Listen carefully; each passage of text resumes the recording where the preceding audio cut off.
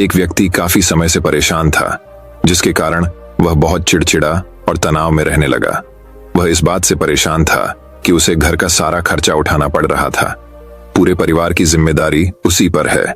उसके यहाँ कोई न कोई रिश्तेदार आता जाता रहता है। इन्हीं बातों को सोच सोच कर वह बहुत परेशान रहता था।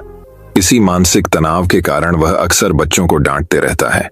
उसका अपनी पत्नी से ज्यादातर किसी न किसी बात पर झगड़ा होता रहता था। एक दिन उसका बेटा उसके पास आया और बोला, पापा मेरे स्कूल का होमवर्क करवा दो। वह व्यक्ति पहले से ही तनाव में था, इसलिए उसने अपने बेटे को डांटकर भगा दिया। लेकिन जब थोड़ी देर बाद उसका गुस्सा शांत हुआ तो वह बेटे के पास गया।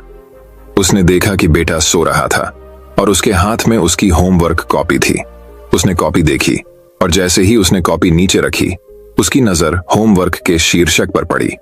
होमवर्क का शीर्षक वह था जो हमें पहले पसंद नहीं था, लेकिन बाद में वह अच्छा निकला। बच्चे को एक लिखना था। इस शीर्षक पर अनुच्छेद उसने क्या लिखा, जिज्ञासावश उसने बच्चे का लिखा पढ़ना शुरू किया।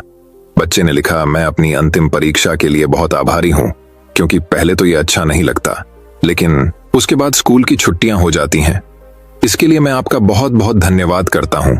कड़वी दवाइयां जिनका स्वाद खराब होता है, क्योंकि शुरुआत में तो ये मुझे बहुत कड़वा लगता है, लेकिन बाद में ये मेरी बीमारी को ठीक कर देता है।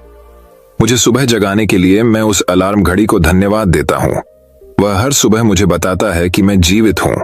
मैं भगवान को भी धन्यवाद देता हूं, जिन्होंने मुझे इतना अच्छा पिता दिया, क्योंकि शुरू में मुझे उनकी डांट बुरी लगती थी, लेकिन वह मेरे लिए खिलौने लाते थे, मुझे घुमाने ले जाते थे और अच्छी चीजें खिलाते थे। और मुझे खुशी है कि मेरे पास पिता हैं, क्योंकि मेरे दोस्त सोहन के पिता नहीं हैं।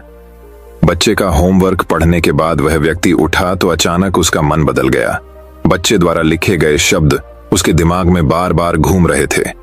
खासकर उसकी आखिरी पंक्ति ने उसकी नींद उड़ा दी। फिर वह व्यक्ति चुपचाप बैठ गया और उसने उसकी परेशानियों के बारे में लिखना शुरू कर दिया। मुझे घर के सभी खर्चों का ध्यान रखना है। इसका मतलब है कि मेरे पास एक घर है, और भगवान की कृपा से मैं उन लोगों से बेहतर स्थिति में हूं जिनके पास घर नहीं है। मुझे पूरे परिवार की जिम्मेदारी उठानी पड़ती है। इसका मतलब है कि मेरा एक परिवार, एक पत्नी और बच्चियां हैं, और भगवान की कृपा से मैं उन लोगों से अधिक भाग्यशाली हूं जिनके पास परिवार नहीं है और वह दुनिया में बिल्कुल अकेले हैं।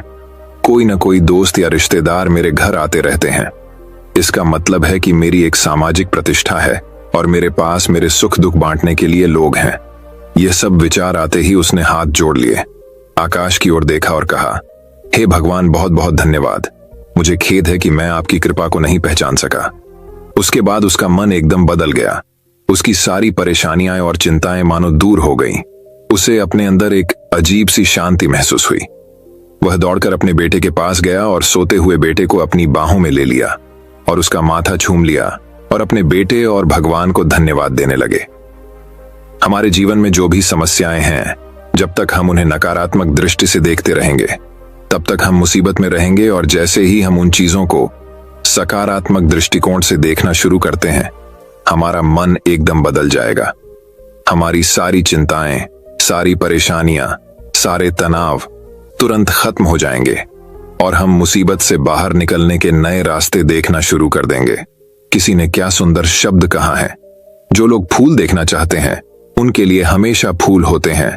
महाभारत के एक संवाद में मृत्यु के बाद सबसे बड़े दानवीर कर्ण की आत्मा ने भगवान कृष्ण से पूछा कि मेरी मां ने मुझे जन्म के समय छोड़ दिया था। क्या यह मेरा पाप था कि मैंने एक नाजायज संतान के रूप में जन्म लिया? द्रोणाचार्य ने मुझे शिक्षा देने से इनकार कर दिया क्योंकि वह मुझे क्षत्रिय नहीं मानते थे। क्या यह मेरी गलती थी? परिश्रम ने मुझे शिक्षा दी और सभी ने मुझे श्राप दिया कि मैं अपनी शिक्षा भूल जाऊंगा, क्योंकि वह मुझे क्षत्रिय मानते थे।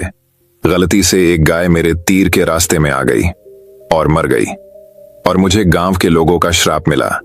मुझे द्रौपदी के स्वयंवर में अपमानित होना पड़ा, क्योंकि मेरे साथ किसी भी राज परिवार के सदस्य की तरह व्यवहार नहीं किया जाता था।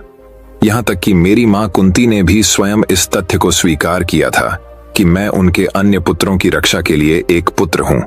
मुझे जो कुछ भी मिला वह दुर्योधन की कृपा से मिला। तो क्या यह गलत है कि मैं दुर्योधन के प्रति अपनी वफादारी का आहारी हूं? श्री कृष्ण मंद मुस्कान के साथ बोले, कर्ण, मैं पैदा होने से पहले जेल में पैदा हुआ था। मेरी मौत कंस मामा के रूप में मेरा इंतजार कर रही थी।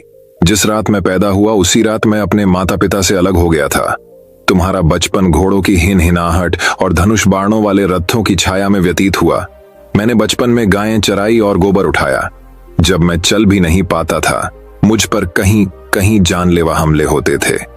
न सेना, न शिक्षा, न गुरुकुल और न महल। मेरे मामा मुझे सबसे बड़ा शत्रु मानते थे।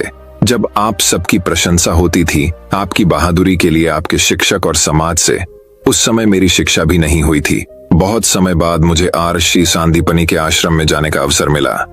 कम से कम आपको अपनी पसंद की लड़की से शादी करने का मौका तो मिला। वो राधा भी न मिली जो मेरे प्राणों में बसती थी। मुझे इसे छोड़ना पड़ा।